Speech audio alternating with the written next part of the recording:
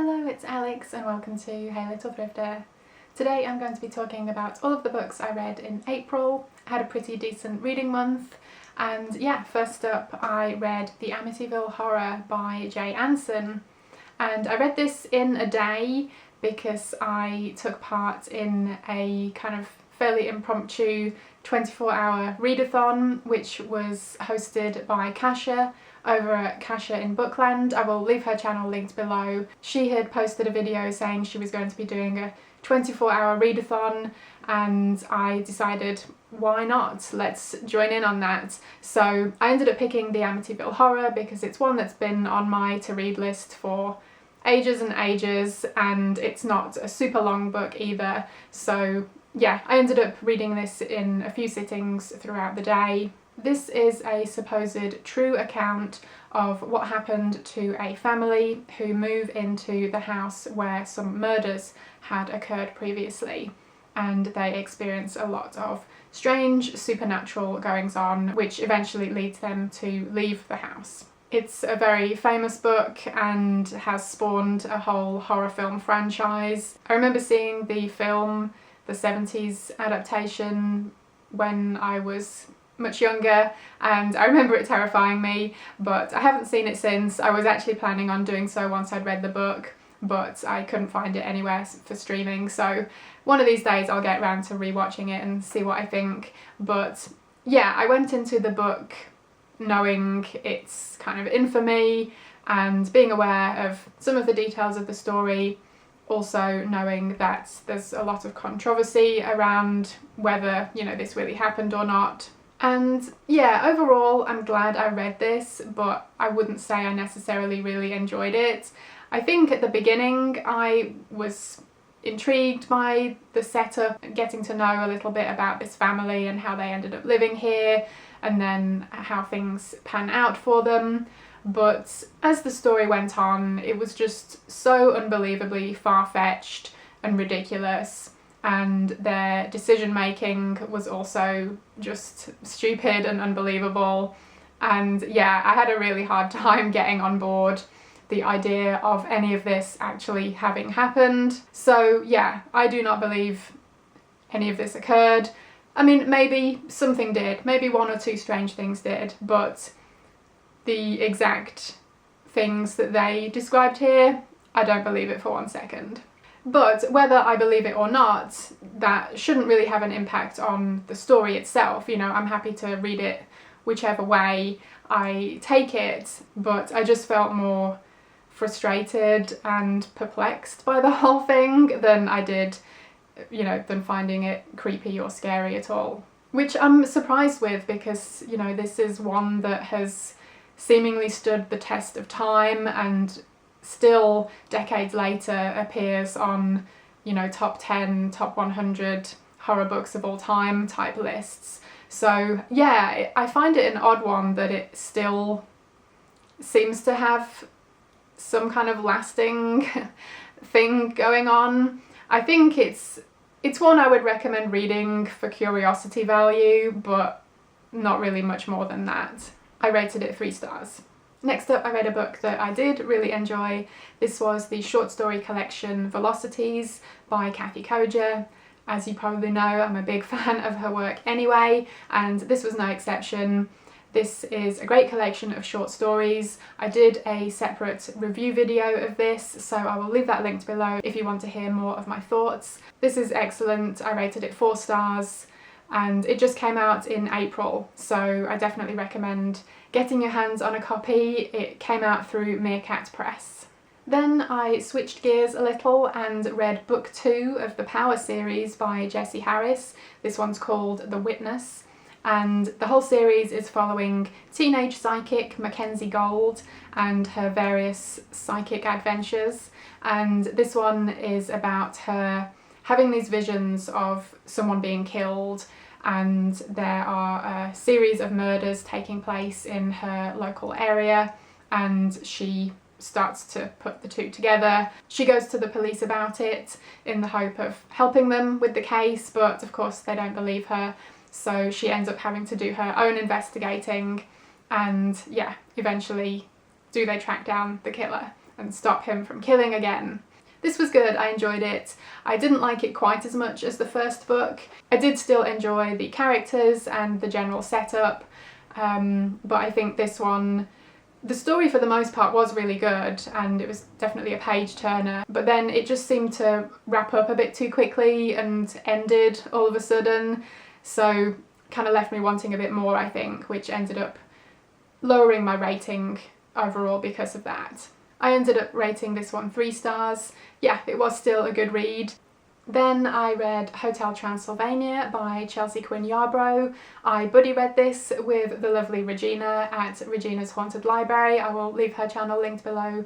And we both really enjoyed this. This is a vampire novel and it's set in Paris in the 1700s.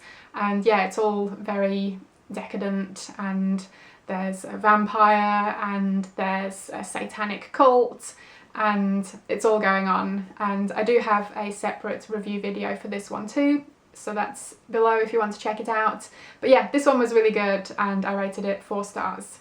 Next I read a true crime novel. This was Lost Girls, an Unsolved American Mystery by Robert Kolker. I listened to the audio version, which was narrated by Sean Pratt. This is about the case of several sex workers whose bodies were found in the same area in Long Island, and some people believe that the same person was responsible for all of their deaths, but it is an unsolved case, and part of what some people think is that the police never took these individual cases seriously because the victims were sex workers and they never put in as much effort into investigating them as they may have done with someone with a different line of work, perhaps.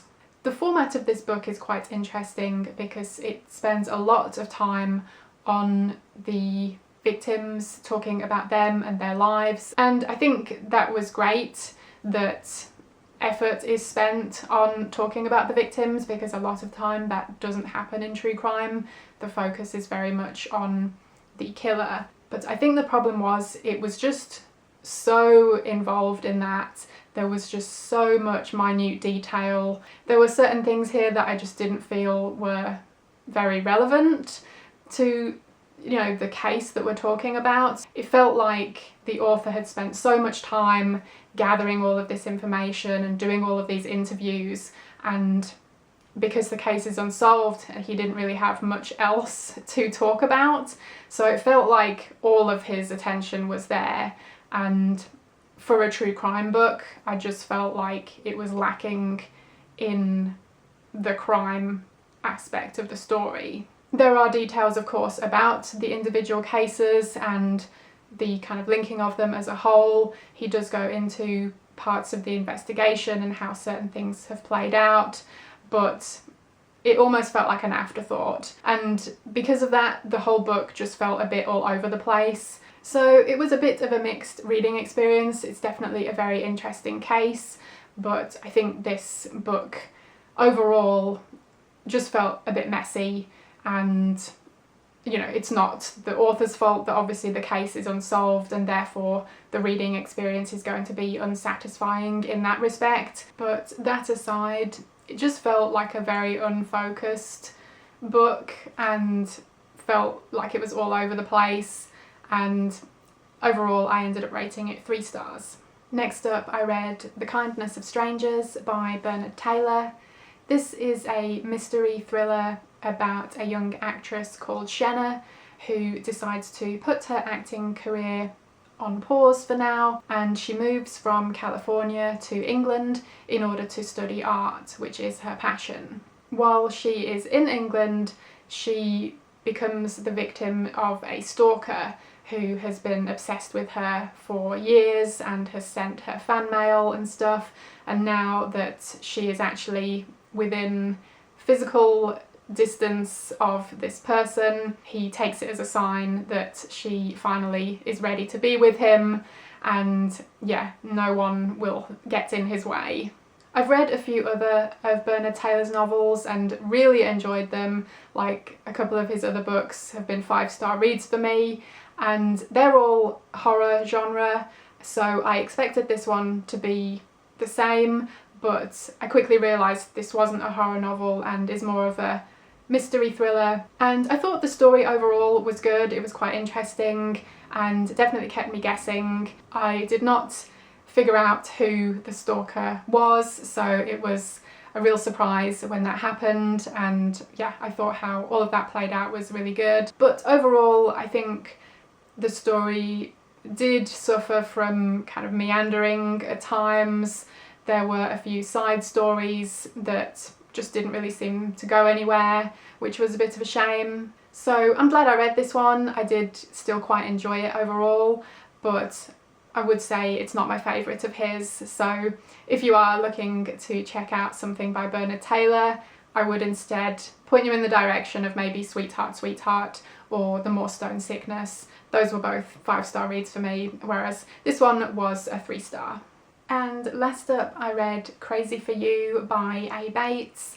This is one of the point horror books, and this was one that I went into it thinking I hadn't read it before, because this was one of the ones that came out later in the series when I had gotten a bit older and had kind of moved on to reading other things.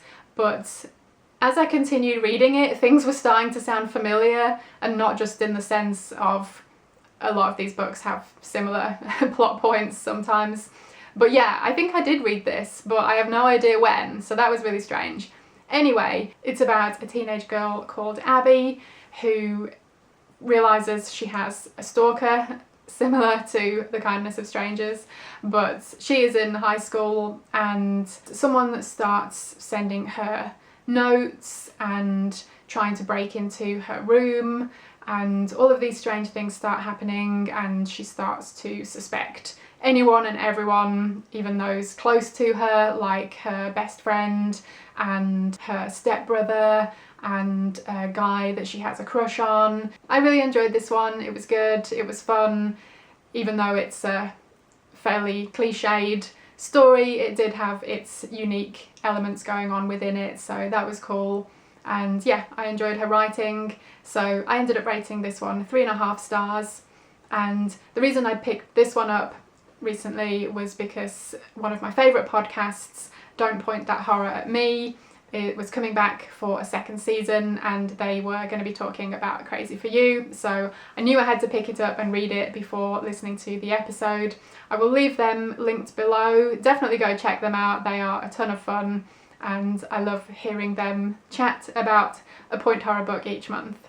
After that, the last week of April, I took part in the Halfoweenathon Readathon, which was hosted by Spinebreakers, and I ended up reading 4 books for that. I do have a separate wrap-up video for Halfoweenathon, so I'll leave that linked below if you want to hear me talk about the books I read for that. So that was April. It's been a bit of a strange month, I'll be honest, but I guess I got some decent reading in, so that's cool. Let me know if you've read any of these books. I would love to hear what you thought. Let me know if you've read anything awesome recently. I would love to hear about that too. Thank you ever so much for watching. I hope you enjoyed it, and hopefully I will see you again in my next video.